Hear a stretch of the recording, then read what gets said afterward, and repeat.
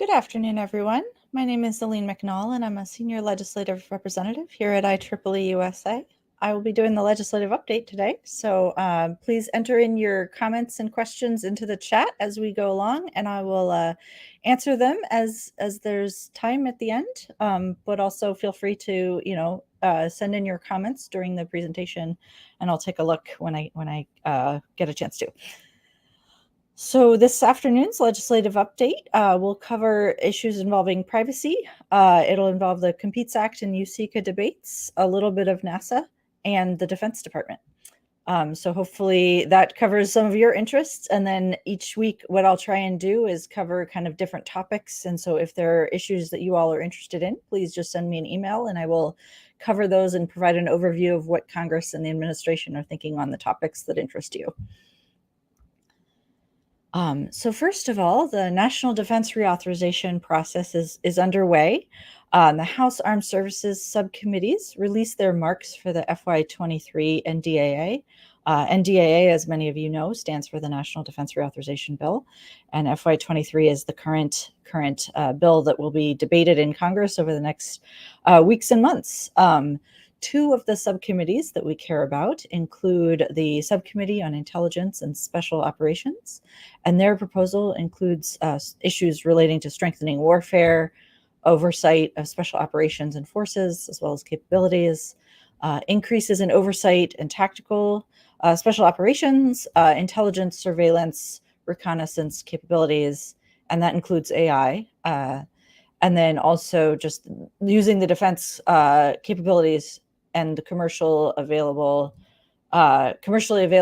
entities to look at data and to have the best possible information for our warfare or for our warfighters. The National Geospatial Intelligence Agency is also addressed in this subcommittee's markup of the FY23 NDAA. And so we do look at the provisions there as well. Another subcommittee that we care a lot about at IEEE is the Subcommittee on Cyber, Innovative Technologies, and Information Systems. And their proposal includes empowering and encouraging innovation, strengthening support for science and technology programs, as well as test and evaluation efforts, and then cyber and information tech provisions as well. So we're currently coming through these different marks, and I'm happy to answer specific questions. And if I can't answer those, I'll try and address them in the next legislative update. But these marks are coming out, and we're reviewing the bills as we speak. The other issue with defense is, of course, the appropriations bills. So they are Congress is currently debating FY23 appropriations. And so as you see here, I put up the FY22 enacted, and those are, by the way, in thousands. We have the basic research, the applied research, and the advanced technology budgets that we all care about. And many of you are funded under those budgets. And so I wanted to kind of highlight where we are in terms of just the steep cuts in the president's budget versus the FY22 enacted. So the difference is over here. In the percentage-wise, we're looking at some pretty steep cuts, and obviously in the actual funding dollars, these are some pretty troubling numbers for IEEE, and we're looking at ways to address these funding levels in our negotiations with Congress. Next slide, let's see. The House Energy and Commerce Committee introduced a bipartisan discussion draft of a comprehensive data privacy bill recently.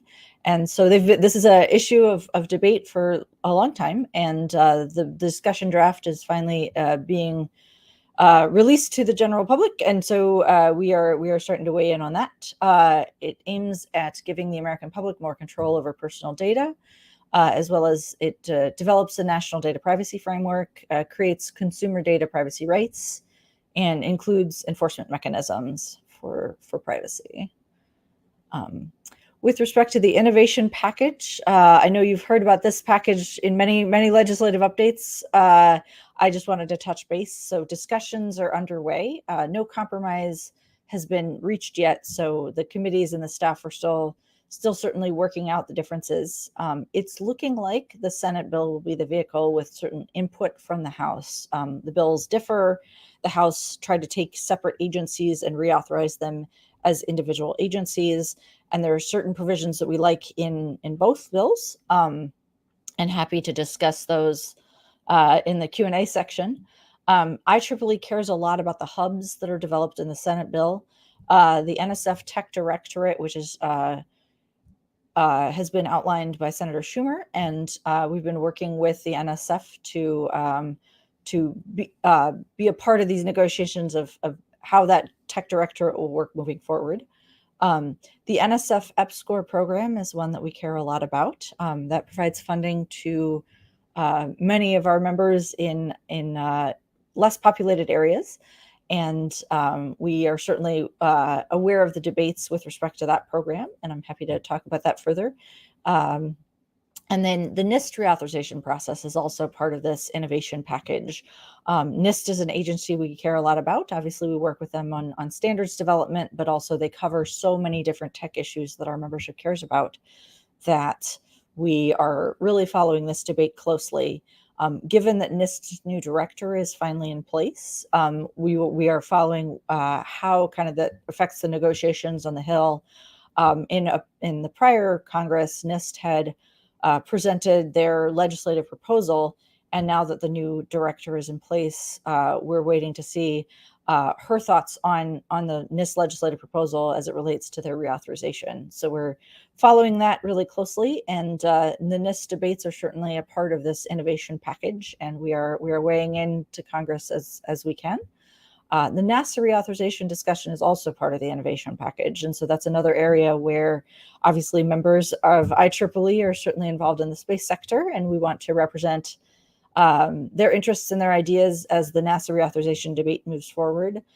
Currently, the House has not introduced a discussion draft, so we're going off of the Senate bill at the moment. The Senate USICA bill does include a NASA reauthorization piece of it, and so we're going off of that and hoping to see what the House can counter and come up with as the NASA reauthorization process moves forward. One interesting tidbit about the bill is that the Senate bill includes the Space Preservation and Conjunction Emergency Act, or the Space Act, which is a section of the bill about orbital debris, and that's an issue that IEEE certainly cares about. Obviously, we want commercial satellites to be able to operate freely in space and not have collisions with the vast amount of orbital debris currently in space. So that piece of the bill certainly recognizes the potential threat of collisions with space debris. It seeks to address the usability of space and to be able to have, our allies in our space program use space as we need to in terms of all of the different services that it allows us to have. But given the threat of space debris, the bill does acknowledge that this is a negative effect on the commercial satellite operations and a really big problem. So the bill directs the Department of Commerce Office of Space Commerce to carry out a program addressing space situational awareness, data, information, and services. Also within the Office of Space Commerce, the bill is looking to look at partnerships with other government agencies within the U.S. federal government, and then also international and commercial partners to share space data and address the commercial space sector. It establishes a grant program as well. So that is something positive, and that it establishes centers for excellence and also grant program through that for space situational awareness to advance science and technology as well as policy research in that area. Next is the NIST reauthorization process. So I discussed this a little bit earlier. The Senate bill certainly addresses a lot of our interest in having regional tech hubs. IEEE is really excited about the potential to have such regional tech hubs throughout the United States.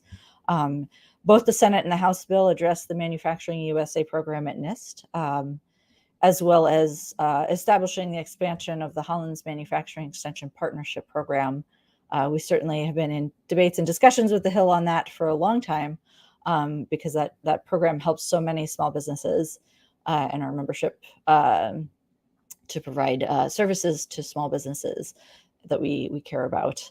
The National Manufacturing Advisory Council is established in the Senate bill, and then the House bill is a little bit more of a traditional NIST reauthorization that we've seen in the past, and so it discusses issues relating to measurement research, cybersecurity, of course. It does update and expand the Holland's Manufacturing Extension Partnership Program, and then it also adds in a national supply chain database.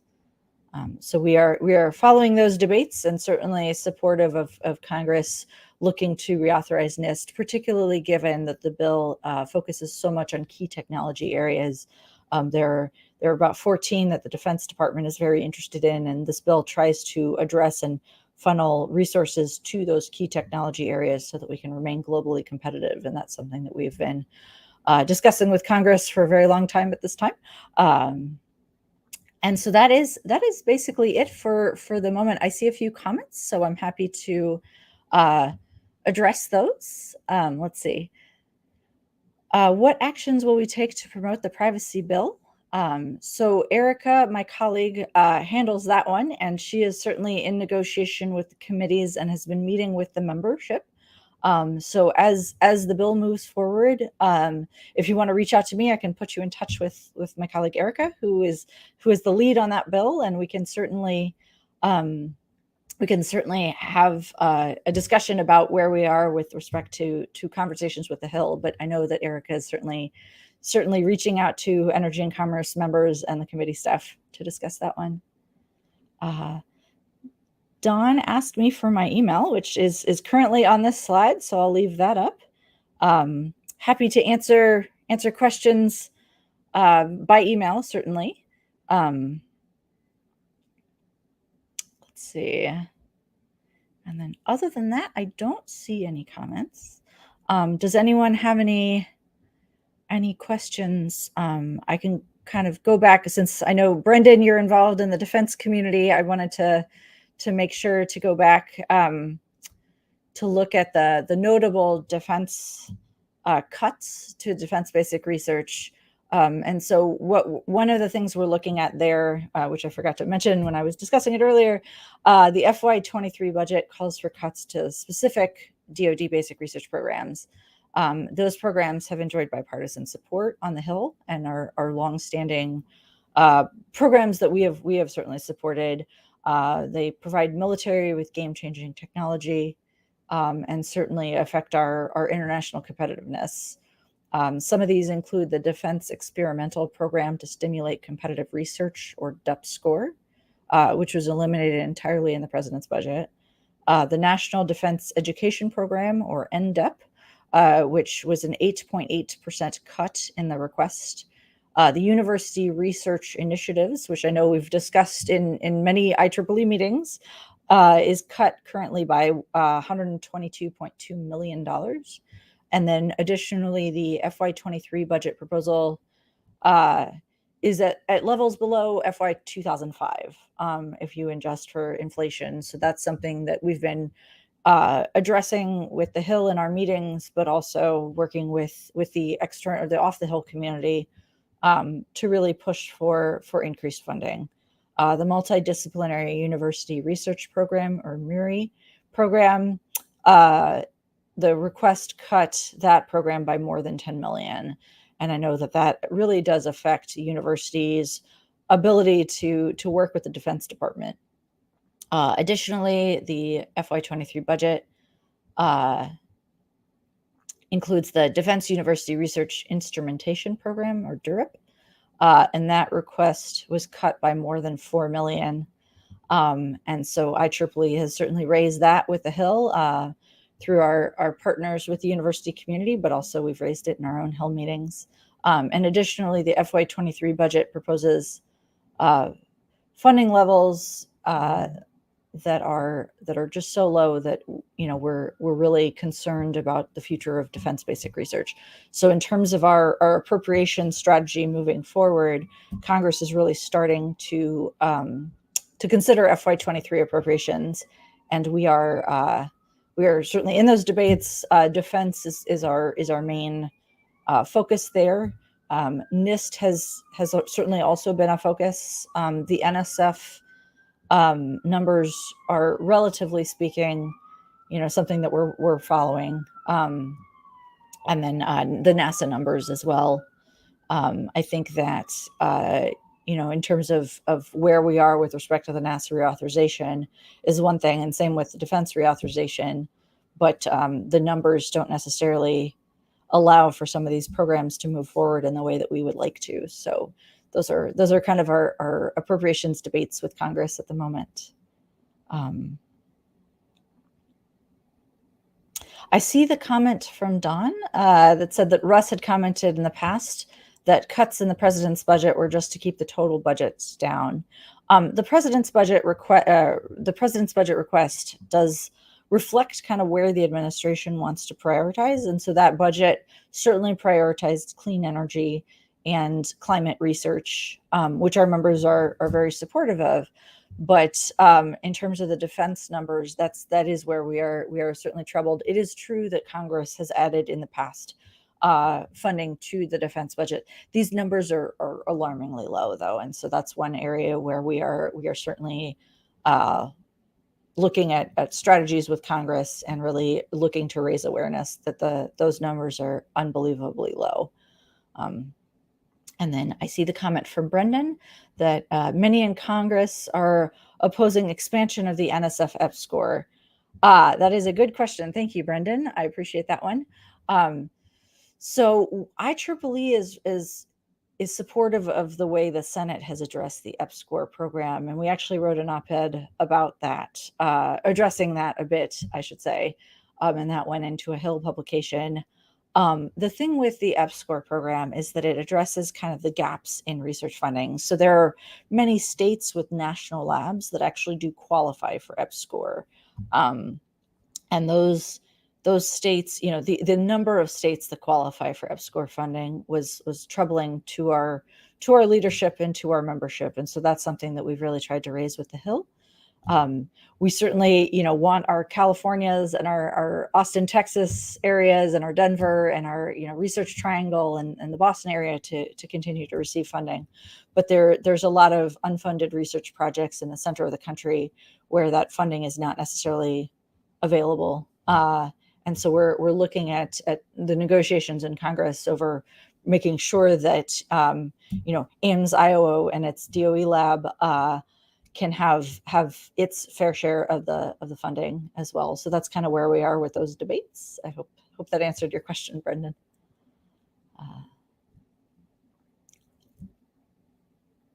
Let's see. I don't see any further questions. Happy to. My email is on the screen. So for those of you who are interested in debates or discussions or having more information, please feel free to reach out. I've also included my office phone number, and happy to continue the conversation that way for sure. I'm hoping to, in the future, kind of address different agencies and different policy topics in a little bit of depth in these. And so if there are areas of interest, whether it's defense or manufacturing or something like that, I will seek to kind of provide an overview of where we are from a policy perspective in some of these research areas. I'm hoping to address some energy topics, for example, next time. So stay tuned. With the advancement in new technology, the landscape for power systems is changing very rapidly. Information technology has really made a huge difference in enabling some of the things that we work on. I've been able to leverage IEEE-USA to be in the leading edge of my industry. IEEE is all about a sense of community.